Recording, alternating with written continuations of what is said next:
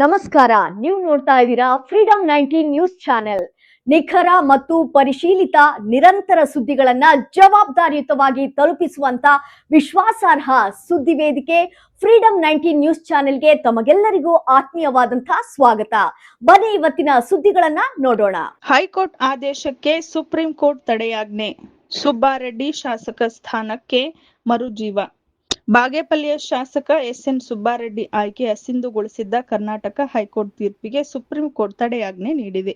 ಈ ಆದೇಶ ಸುಬ್ಬಾರೆಡ್ಡಿಗೆ ತಾತ್ಕಾಲಿಕ ರಿಲೀಫ್ ನೀಡಿದ್ದು, ಅವರ ಶಾಸಕ ಸ್ಥಾನಕ್ಕೆ ಮತ್ತೆ ಜೀವ ಬಂದಿದೆ. ಆಸ್ತಿಯ ಮಾಹಿತಿ ಬಚ್ಚಿಟ್ಟ ಆರೋಪದ ಮೇಲೆ ಅವರ ಆಯ್ಕೆ ರದ್ದುಗೊಂಡಿತ್ತು.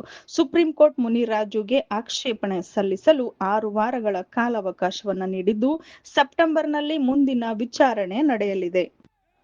ಚುನಾವಣೆಯಲ್ಲಿ ಎಸ್ಎನ್ ಸುಬ್ಬಾರೆಡ್ಡಿ ಸಲ್ಲಿಸಿದ್ದ ನಾಮಪತ್ರ ದೋಷದಿಂದ ಕೂಡಿದೆ.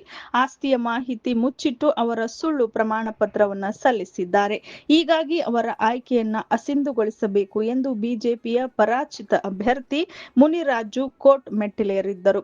ಆದರೆ ತಮ್ಮ ಮೇಲಿನ ಆರೋಪಗಳನ್ನ ನಿರಾಕರಿಸಿದ್ದ ಸುಬ್ಬಾರೆಡ್ಡಿ ಚುನಾವಣಾ ತಕರಾರು ಅರ್ಜಿಯಲ್ಲಿ ಯಾವುದೇ ಹುರುಳಿಲ್ಲ, ಹೀಗಾಗಿ ಅದನ್ನ ವಜಾ ಮಾಡಬೇಕು ಎಂದು ಮನವಿಯನ್ನ ಮಾಡಿದ್ದರು. ಪರ ವಿರೋಧ ವಾದವನ್ನ ಆಲಿಸಿದ್ದ ಹೈಕೋರ್ಟ್ ಸುಬ್ಬಾರೆಡ್ಡಿಯ ಅರ್ಜಿಯನ್ನು ವಜಾ ಮಾಡಿದ್ದಲ್ಲದೆ ಅವರ ಆಯ್ಕೆಯನ್ನ ಅಸಿಂಧುಗೊಳಿಸಿ ಆದೇಶಿಸಿತ್ತು. ಹೀಗಿದ್ದರೂ ಎದುರಾಳಿ ಅಭ್ಯರ್ಥಿಯಾಗಿದ್ದ ವಿಜಯಿ.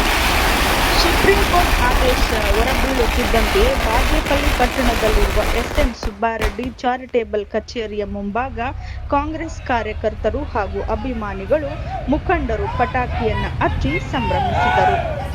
ಬಾಬಾ ಫಕ್ರುದ್ದೀನ್, ಫ್ರೀಡಂ 19 ನ್ಯೂಸ್, ಬಾಗೇಪಲ್ಲಿ. ಇವಿಷ್ಟು ಇಂದಿನ ಪ್ರಮುಖ ಸುದ್ದಿಗಳು. ಕರ್ನಾಟಕದ ಪ್ರತಿಯೊಂದು ಮೂಲೆಗೂ ನಿಖರ ಮತ್ತು ಪರಿಶೀಲಿತ ಮಾಹಿತಿಯನ್ನು ಜವಾಬ್ದಾರಿಯುತವಾಗಿ ತಲುಪಿಸುವಂತಹ ಪ್ರಯತ್ನದಲ್ಲಿ ನಾವು ಸದಾ ನಿಮ್ಮ ಜೊತೆ. ಫ್ರೀಡಂ 19 ನ್ಯೂಸ್ ಚಾನೆಲ್ನ ವೀಕ್ಷಕರಿಗೆ ಧನ್ಯವಾದಗಳು. ಮತ್ತೆ ಭೇಟಿಯಾಗೋಣ ಮುಂದಿನ ಸುದ್ದಿಗಳೊಂದಿಗೆ. ನಮಸ್ಕಾರ.